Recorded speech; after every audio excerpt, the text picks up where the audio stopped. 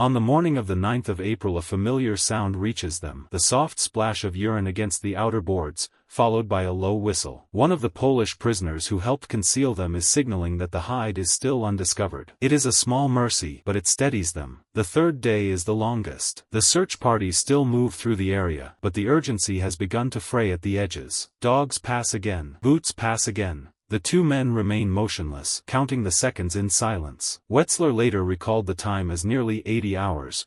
4,800 minutes, each one measured against the possibility that the next sound would be the scrape of a board being lifted. They know the pattern. After 3 full days the outer cordon is usually withdrawn. The assumption is that any escapee who has not been found has already slipped beyond the watchtowers and into the surrounding countryside. That is the moment they must wait for. Leave too early and they walk straight into the remaining guards. Leave too late and exhaustion or discovery will finish them. Evening of the 10th of April approaches. The light outside the gaps in the timber begins to fade. The sounds of the intensive search grow thinner. Somewhere beyond the woodpile the outer ring of sentries is being pulled back. The calculated window is opening. Rosenberg and Wetzler remain still a little longer, testing the silence, listening for any remaining patrol. Their bodies are almost useless after the prolonged immobility. When they finally begin to ease the outer boards aside, their circulation returns only slowly, like ants crawling through veins. The weakness is so fierce they must brace themselves against the inner edges of the plank simply to rise. They emerge into the gathering dark of Mexico, stiff, filthy, and free of the pile that has hidden them for 3 days and nights. The outer watchtowers still stand, but the tight cordon has been lifted. The sirens climb higher, then settle into a continuous wail that seems to press against the wood itself. Boots stamp across the packed earth of Mexico. Dogs bark in short, sharp bursts. Orders snap in German. The search has begun in earnest. Inside the cavity the darkness remains total. Rosenberg and Wetzler lie side by side, bodies pressed against rough timber, the smell of petrol and tobacco still strong in the confined air. They have strips of cloth ready to press across their mouths if a cough threatens. Every muscle is locked. The slightest shift of a board above them could betray the hollow. The first hours are the loudest. Search parties move through the construction zone methodically. Guards and capos walk the perimeter between the inner and outer fences. Dogs are led on long leashes, noses low to the ground. Several times the animals pass close to the woodpile. Once a dog pauses, sniffs, and is pulled onward.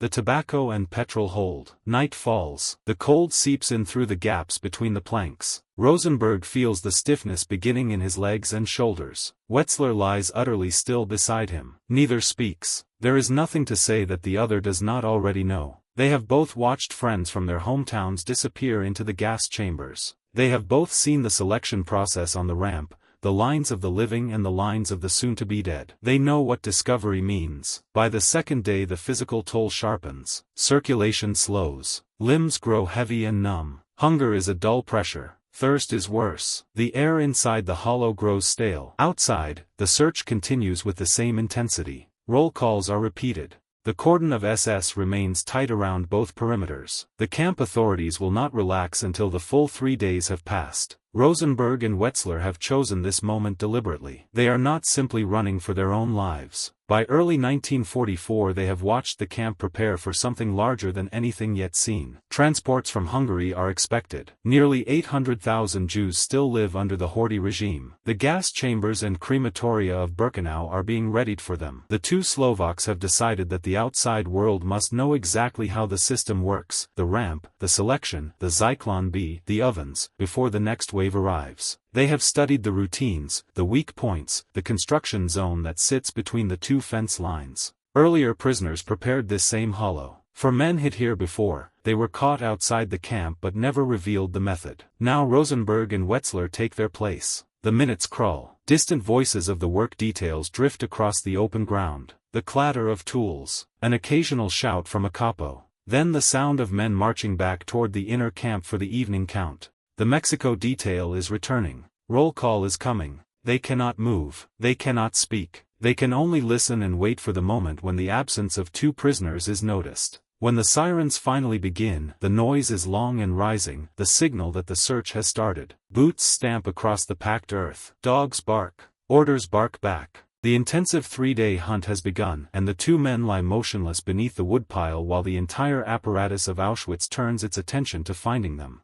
April 7, 1944. Sector BI of Auschwitz-Birkenau, the unfinished construction zone the prisoners called Mexico. 2 hours before evening roll call, under a sky the color of dirty ash, Walter Rosenberg and Alfréd Wetzler slide into a hollowed cavity inside a towering stack of wooden planks. The boards are rough, still smelling of sap and sawdust. They have been piled here as building material for the barracks that will soon hold the next wave of arrivals. The cavity is barely large enough for 2 men to lie side by side. Once they are inside, fellow prisoners, Poles who work the construction detail, ease the outer planks back into place. From the outside the pile looks undisturbed, just another heap of timber waiting for the carpenters. Around the entrance they have sprinkled Russian tobacco soaked in petrol. The strong, acrid scent is meant to confuse the dogs. The technique comes from Soviet prisoners of war who have learned the hard way what the SS hounds can do. Inside the darkness is absolute. The air is thick with the smell of wood and gasoline. There is almost no room to shift. Rosenberg, 19 years old, born Walter Rosenberg in Topolkany on the 11th of September 1924, presses his back against the rough timber. Beside him lies Wetzler, 25, from Trnava, prisoner number 29162, who arrived on the 13th of April 1942.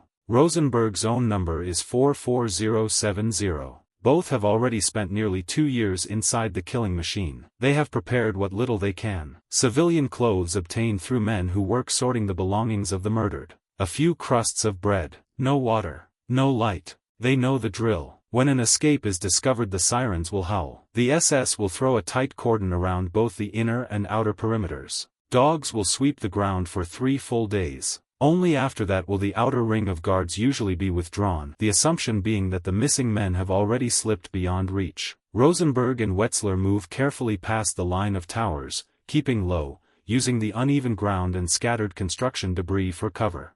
Once clear of the immediate camp perimeter they discard the last traces of prisoner clothing and pull on the civilian garments they have carried. Suits, overcoats, boots, items taken from the mountains of belongings stripped from the murdered. The clothes are a thin disguise, but better than the striped uniforms that would mark them instantly. They carry no documents, no compass, no weapon. What they do carry is a page torn from a children's atlas, taken from the sorting area known as Canada, showing the rough course of the Sola River. That river becomes their guide. They turn south, toward Slovakia, roughly 80 to 130 kilometers away depending on the exact path they can find through the countryside. The first nights are the most dangerous. German patrols still move through the region. Local ethnic German settlers and Hitler Youth units are active. Any civilian who notices 2 young men without papers could report them.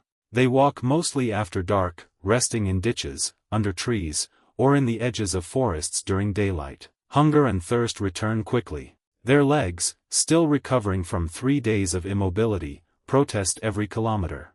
They receive limited but crucial help. Polish peasants, risking their own lives, provide scraps of food or a place to rest for a few hours. One man points them toward safer paths. Another warns of a checkpoint ahead. The assistance is never prolonged. Prolonged contact is too dangerous for everyone involved. Rosenberg and Wetzler keep moving, parallel to the Sola when they can, cutting across open ground only when there is no other choice. At one point a German police patrol opens fire. The 2 men dive into cover and wait until the shooting stops and the patrol moves on. Later they encounter a group of Hitler Youth. In the tense moment that follows, the youth leader mistakes their closeness for something else and simply leads his charges away. The narrowness of the escape leaves them shaken but still free. Days blur into one another. Their feet swell. Boots that once fit become instruments of torture. They lose coats and provisions when forced to cross water to avoid detection. Still they continue.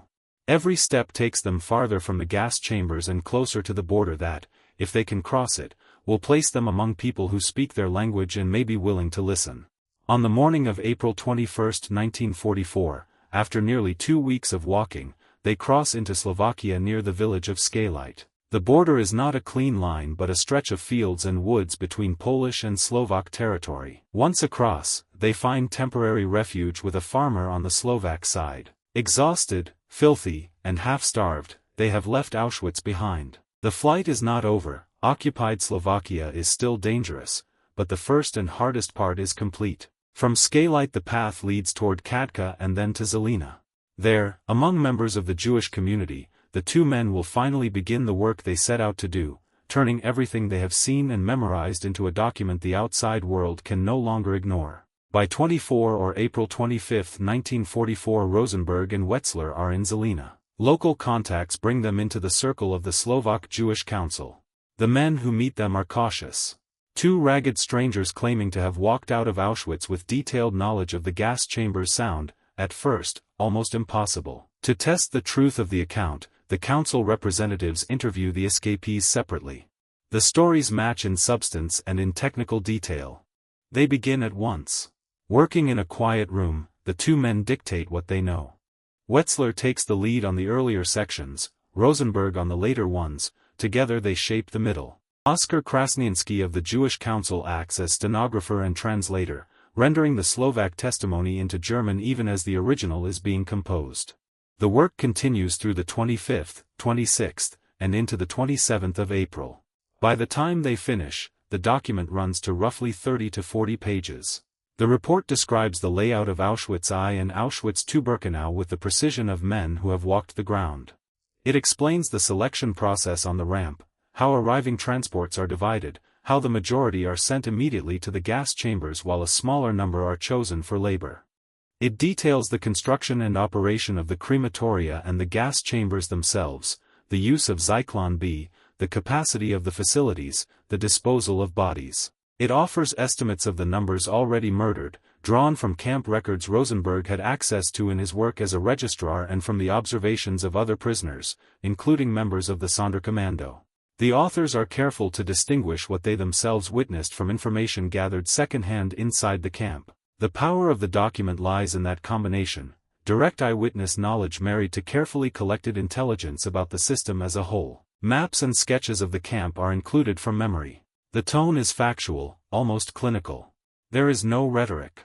The facts are left to speak. While they work, the first Hungarian transports are already beginning to move. The urgency is absolute. Copies of the report are prepared in Slovak, German, and Hungarian. Within days the text begins to travel, through Jewish organizations, diplomatic channels, and eventually toward Switzerland, the Allies, the Vatican, and the Western press. Earlier accounts of Auschwitz had reached the outside world, but few had carried this level of technical detail. The Vrba-Wetzler Report makes the reality harder to dismiss. Rosenberg is given new papers under the name Rudolf Vrba. Wetzler will later use the name Josef Lanik in some of his writings. Both men understand that their survival is only the first half of the task. The second half is ensuring that what they have written reaches those who still have time to act, especially the Jews of Hungary, whose destruction is now underway. They have walked out of Auschwitz. They have placed the machinery of the camp on paper. Whether the world will listen, and how quickly, remains to be seen. The typed pages leave Žilina almost at once. Copies move through the networks of the Slovak Jewish Council and onward to Budapest, to Switzerland, to Istanbul, to the offices of the War Refugee Board, to Allied governments, and eventually to the Vatican. Translations multiply. The German version, prepared while the original Slovak testimony was still being dictated, travels fastest among diplomatic channels. A Hungarian version is produced for those most immediately threatened. By mid-May 1944 the first mass transports of Hungarian Jews are already rolling toward Auschwitz. Between May 15 and early July roughly 437,000 people from the Hungarian provinces are deported. Most are murdered within hours of arrival. The Vrba-Wetzler report reaches Hungarian Jewish leaders and international circles while the killing is underway, not before it has begun. The delay is real. So is the information itself. Historians still weigh the precise effect. The report helps generate protests from the Pope, from the governments of the United States and Britain, and from other neutral and allied sources. Those protests, combined with the shifting military situation and internal political calculations in Budapest, contribute to Regent Miklós Horthy's decision in early July to halt the deportations. The Jews of Budapest, approximately 200,000 people, are temporarily spared. Many in the provinces are already dead. Vrba himself would later express bitterness that the warning had not reached farther and faster, that more lives might have been saved had the report been acted upon without hesitation. The document does not single-handedly stop the Holocaust. No single document could.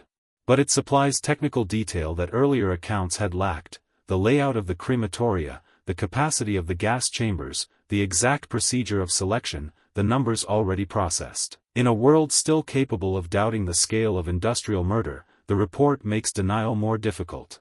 It becomes one of the core eyewitness texts that force the reality of Auschwitz into the open record. While the pages circulate, Rosenberg, now Rudolf Vrba, and Wetzler remain in Slovakia under assumed identities. The danger has not ended. Occupied territory is still occupied. They move carefully, aware that recapture would mean not only their own deaths but the possible compromise of everything they have written. The report is their testimony. Their continued silence about its origins is part of the same act of resistance that began under the woodpile. The escape itself remains extraordinary. 2 Jewish prisoners left one of the most heavily guarded complexes in the Nazi system. They survived the 3-day search with dogs and patrols. They crossed occupied countryside on foot. They reached people who could listen and write. Very few others managed any part of that sequence and lived to give such precise evidence. The woodpile in Mexico had been only the first test. The longer test is whether the words they carried out of it will matter in time. After the war, the 2 men follow different paths, yet both remain bound to the testimony they produced in Zelina. Rudolf Vrba, once Walter Rosenberg, studies in Prague, earns a doctorate, and works as a biochemist and pharmacologist. He lives for a time in Britain before settling in Canada, where he becomes a professor at the University of British Columbia. He writes a memoir, published in English as I Cannot Forgive and later reissued as Escape from Auschwitz. He testifies in war crimes proceedings and in cases involving Holocaust denial. His public voice is sharp, sometimes angry. He never softens the record of what he saw, nor the conviction that earlier and wider warning might have saved more lives. In the decades after 1945, his name becomes the more widely known of the 2 escapees. Alfréd Wetzler remains in Czechoslovakia, later Slovakia. He works as an editor and for a time on a farm. Health difficulties limit his later activity. He writes about Auschwitz under his own name and under the pen name Josef Lanek. His contribution to the original report is equal. The escape was a shared act. Yet in popular memory his role is sometimes overshadowed. The imbalance is worth correcting. Without Wetzler there is no Vrba-Wetzler Report. The 2 men entered the woodpile together, endured the search together, walked the same dangerous road, and dictated the same essential testimony. The historical record itself requires care. Spellings of names vary across languages and decades: Vrba and Rosenberg, Wetzler and Wexler, Lanek. Early testimonies, later memoirs, and secondary accounts differ in small details of chronology and the exact appearance of the hiding place. Primary sources firmly establish the woodpile in the Mexico construction sector, the 3-day search practice, the use of tobacco and petrol against the dogs, the date of entry on April 7, the emergence on the evening of April 10, and the arrival in Slovakia around April 21. Later retellings sometimes add dramatic color not present in the first accounts. The report itself is a composite, direct observation joined to intelligence gathered from other prisoners. Its strength lies in that careful assembly, not in any claim of omniscience. The woodpile remains the central image. For 3 days and nights 2 men lay in absolute stillness while the machinery of the camp hunted them. Their greatest weapon was the discipline to remain silent and motionless. That same discipline later turned memory into evidence. In a system designed to leave no witnesses, they insisted on being heard. 2 prisoners vanished from Auschwitz-Birkenau in April 1944. They hid beneath a stack of construction timber while dogs and patrols searched the ground above them. They walked out of the camp and across occupied territory. They placed what they had seen onto paper. The escape was an act of survival. The report was an act of testimony. Both endure.